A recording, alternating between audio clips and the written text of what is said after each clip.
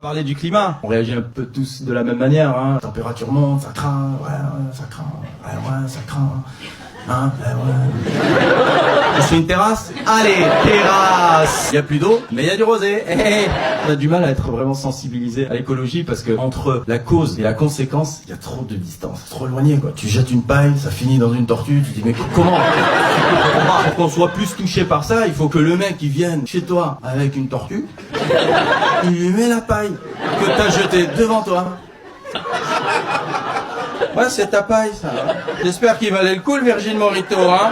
L'humain, de toute manière, ne voit pas le danger tant qu'il n'est pas en face de lui. Le jour où on sera vraiment écolo, c'est le jour où tu ouvres ta fenêtre et... Chérie, tsunami à Clermont-Ferrand. Je pense qu'en politique, il n'y a pas d'idéologie. Pour moi, la politique, c'est un péage d'autoroute. Et les politiciens, ils essaient de trouver la file qui avance le plus vite. Et si jamais ça bouchonne, pardon, Manuel Valls, pardon, je vais à droite, pardon, oui je sais, mais pardon, hein? Il y a un accident. Pardon, je vais à gauche, en fait, pardon. T'as Marine Le Pen qui est là, dit bon alors je ne comprends pas, avant sur cette file, il y avait personne, et maintenant c'est blindé, quoi. Zemmour juste derrière elle, encore un bouchon islamique, j'en étais sûr. Mélenchon, poussez-vous! L'autoroute, c'est moi!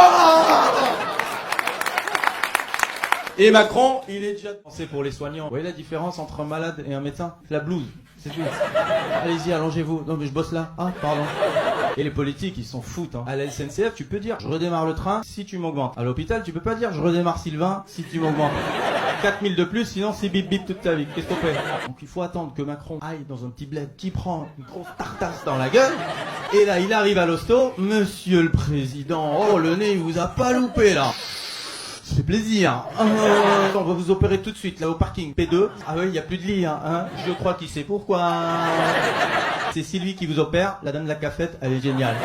Personne. La douleur au niveau du nez, on est à combien là sur 10? 9. Aïe aïe aïe aïe, aïe aïe aïe aïe. On va quand même faire un petit dépistage du cancer des testicules. Ah, c'est lié. C'est Miroslav le brancardier qui fait ça. Alors là, les filles, elles grandissent et elles prennent leur distance, ce qui est normal, quoi. J'ai droit à 2 bisous par jour, maintenant. Et en plus, c'est moi qui fais le bisou, hein. C'est même pas... Ah non, elle juste approche la tête, comme ça. Tiens, allez, tiens. C'est vrai, la charité, quoi. Tiens. Allez, vas-y, laisse-le faire son bisou, là. Regarde-le, là. Oh là là, dépendant, affectif que tu es, tiens. Tiens, qu'est-ce qu'il fait, là? Regarde. Il chiale presque. Les vacances scolaires, et toujours la même question pour les parents. Qu'est-ce qu'on va foutre des gosses, bordel? Moi, quand j'étais ado, j'allais tout le temps au centre aéré. C'est là qu'on a commencé à faire des petits trucs. Et donc maintenant, moi j'ai 2 filles. Donc non, le centre aéré. Non. Ouais, parce que les enfants à l'école, c'est pendant la récré qu'ils apprennent à devenir de la sale race. Et le centre aéré, c'est 2 mois de récré non-stop. Stage intensif de sale race, quoi. En juillet, ta fille, c'est Sophie Marceau. Oh, j'ai des couettes, les nuages. Et fin août, c'est Amber Heard. Tu dis, ça va, chérie? Mais qu'est-ce que tu fais sur le lit? On a des toilettes? Nous, souvent, les enfants, on les laisse chez les grands-parents. On a de la chance, ça se passe super bien. Mais la bouffe, quoi. Je les récupère. C'est des loukoum chantilly, quoi. Aujourd'hui, on a mangé